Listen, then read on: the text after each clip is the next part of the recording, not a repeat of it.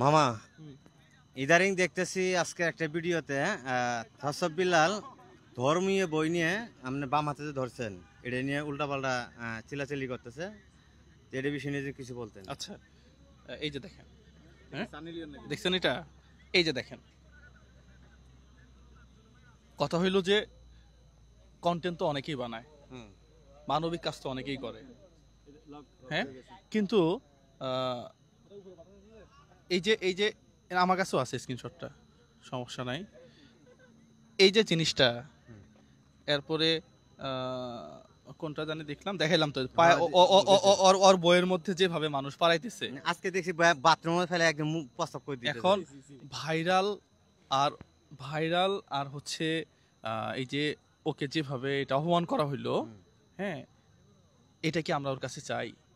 না, এটা আমরা জীবনে আচ্ছা, আশা করি। ও যদি এই বইটা 200 করে বিক্রি করতো, কেউ কি এইভাবে পায়ের মধ্যে অপমান করতো? এটা বুকের মধ্যে নিত। হ্যাঁ, এটা বুকের মধ্যে নিত। কি সেটা? হ্যাঁ, এটা দেখো তো ওর বইটার অবস্থা। আর আর এটা দেখো তো, দাঁড়াও, এই যে আরেকটা জিনিস দেখাই তোমাদের। এটা কি? মামা এই বিষয় নিয়ে কিছু বলেন। ও মাই গড, এটা তো খুব খারাপ ছবি। এটা কেমনে হইলো? এটা কি এডিট করছে? হ্যাঁ, দেখো, এটা আলাদাও করা যায়। এটা এটা এটা আর একজন এডিট করছে আর কি। হ্যাঁ, নাউজুবিল্লাহ। হ্যাঁ, হ্যাঁ, কমেন্ট বক্সে অনেকে জুতার বাড়ি মারতেছে, এইগুলো দিতেছে। হ্যাঁ, আমি দেখছি 99% ওর বিরুদ্ধে।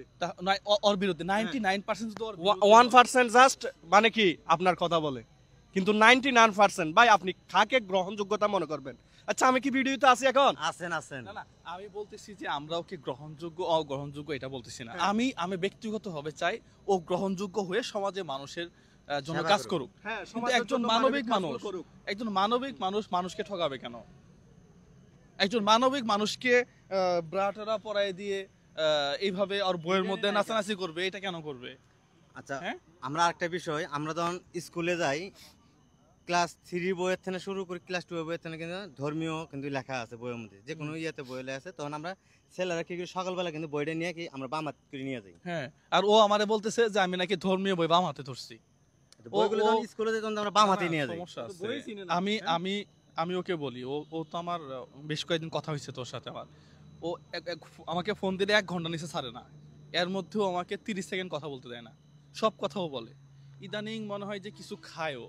ঠিক আছে? আচ্ছা মামা, বই কি মানুষ ডান হাত দিয়ে নিয়ে যায় না বাম হাতে নিয়ে যায়, যদি একটু বলতেন। আপনি যেটা বলছেন, ছোটবেলায় তো আমরা ওই বাম এই পাশে তাহলে আমি না, প্রত্যেকটা ছেলেই যখন স্কুলে যা, ঠিক আছে, তখন কি ডান হাতে বই নিয়ে যায় বাম হাতে নিয়ে যায়, একটু কি বলবেন? না, বাম পাশে। না, আমরা ব্যাগ একটা নিতাম তো, পাশাপাশি বড় বড় যেগুলো গাইড বই, এগুলো আমরা বাম পাশে নিতাম তো। বাম পাশে নিতাম। বাম পাশে তাহলে নিতাম। এটা ধর্মে লেখা আছিল না?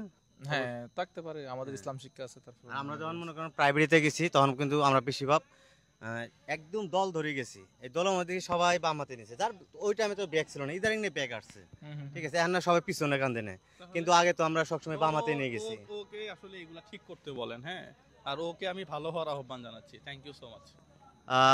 বিল্লাল মামা আপনাকে আহ্বান জানাচ্ছে, আবার আমাদের জুয়েল মামা। আপনি যেটা বলছিলেন যে ঘুমানোর বিষয়টা, বেশি বেশি ঘুমাতে বলেন। হ্যাঁ, একটু বেশি করে ঘুমান, ইনশাল্লাহ দেখবেন আমরা সুস্থ হয়ে গেছেন, ঠিক আছে।